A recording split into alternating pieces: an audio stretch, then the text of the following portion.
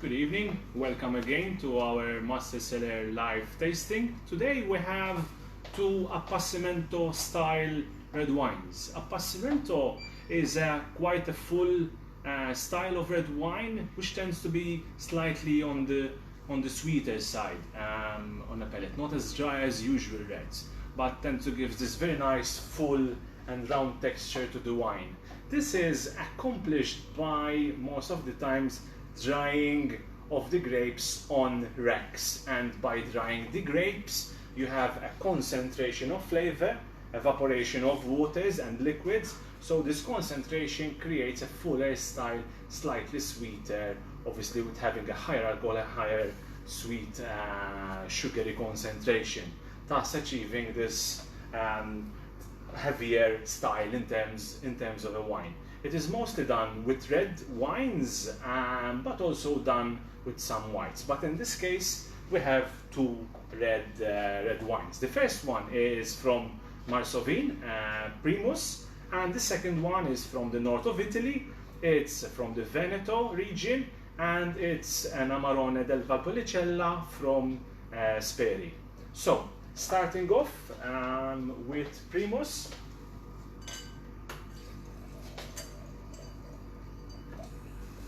Primus, as we were saying, a Marsovin wine, and this is from the vintage 2017.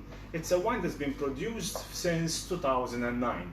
It's called Primus because it's the first premium wine made with indigenous grape Gelosa. The idea is that we want to elevate Gelosa and giving it, we could say, a higher status. And I think it couldn't have been better reflected than in this particular bottle, which is quite, I would say, a success year on year. In this case, Gelosa is mixed with Syrah, and it's 60% Gelosa approximately and 40% Syrah. The importance of Syrah in this case gives a nice body, good softness and texture, and also gives that nice kick of alcohol. As we said before, the wine is aged on the vine normally for its normal duration, and then the grapes are cut and put on racks for a few weeks in order to dry the grapes and have this nice concentrated wine.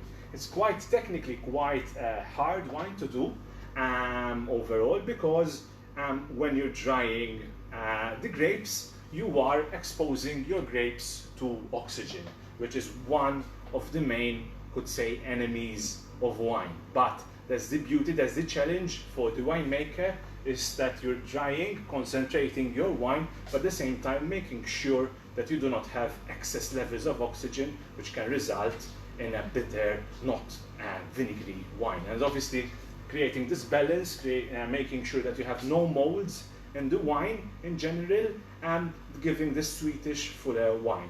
And in most cases, like the case of the two wines that we have today, you have the use of oak, and in fact a good amount of oak, in order to balance with the sweetness of the wine.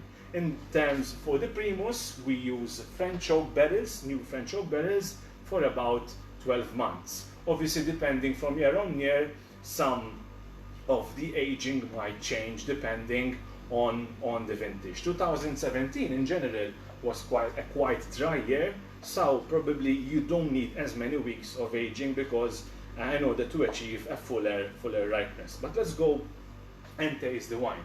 So as you can see, the wine is quite dark, quite intense in color, and also slightly darker than usual for a 3-year-old wine. This could be coming from the slight, obviously, oxidative nature that happens when you're drying the grapes. But I can assure you that it's still keeping very well, as we're going to smell. In fact, when you smell, you got these very pronounced smell of prunes and ripe fruit and cooked stewed fruits, which is really makes it appetizing and enticing. Looking forward to taste it. We can smell also these hints of vanilla, but the main profile of the wine, as most Appassimento style wines are, is this like full sweetish red fruit, quite gummy, quite jammy in nature. On the taste, on the palate,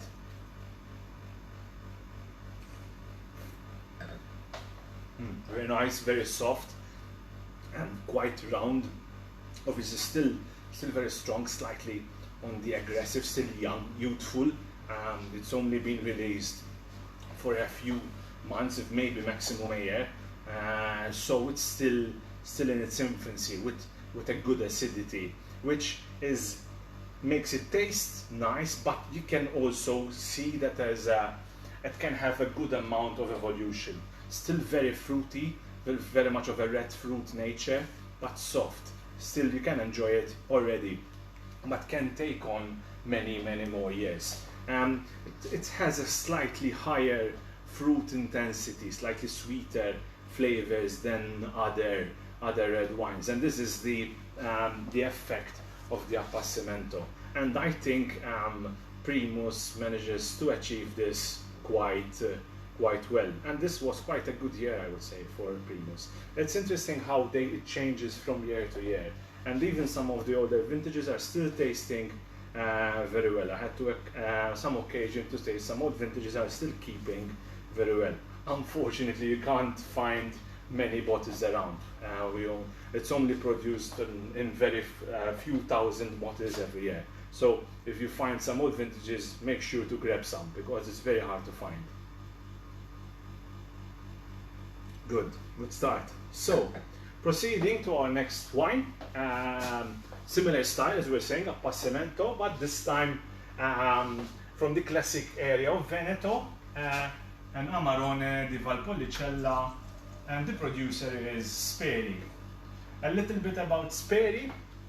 Speri as a family is one of the traditional Amarone houses in the area of Veneto, and they've been producing wines for many years, and Amarone is their flagship icon wine. As you can see also from the label, it's very typical of the Amarone style, quite heavy in nature, classic, reminding you of this nostalgic old feel, but presenting it in a very regal manner. Amarone di Valpolicella is made from their three traditional grapes, which are Rondinella, Molinara, and Corvina, which together create this nice balance. Again, it's an Appassimento, so the grapes are dried on racks, and then after spending from 1 year to 2 years in oak, most of the times it's old oak in larger barrels, botte as they're known in Italian. It is then left in the bottle for 12 months, and then it is released on the market. In this case, we are tasting the 2015.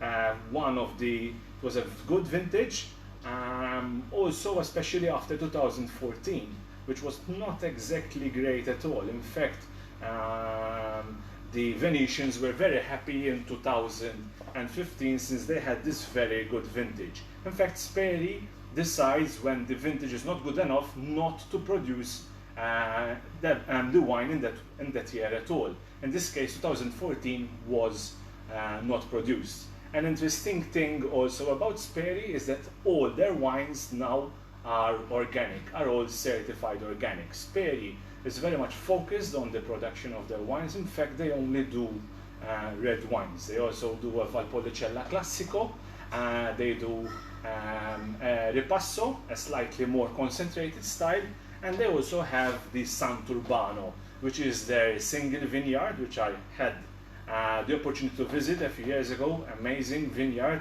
very nicely U-shaped, very much south-facing, very much sun-oriented, in order to get the best results for their grapes, which they also do some selections for the Amarone. In fact, it's mentioned on the label Sant'Urbano in this case as well. But let's go to taste the wine and see maybe if there's any differences to Primus. As you can see, the color, it's quite similar. I would say not very different in color, approaching maybe a dark garnet, hints of a brick color, but very light, still showing those violet tones. Good intensity as well, maybe slightly less intense in this case. On the smell, it gives a perception of still of red fruit, still on the sweet side, but maybe not as sweet as the Primus. As we said, 2015 was one of these great vintages. So sometimes these big vintages tend to release themselves a little bit slower.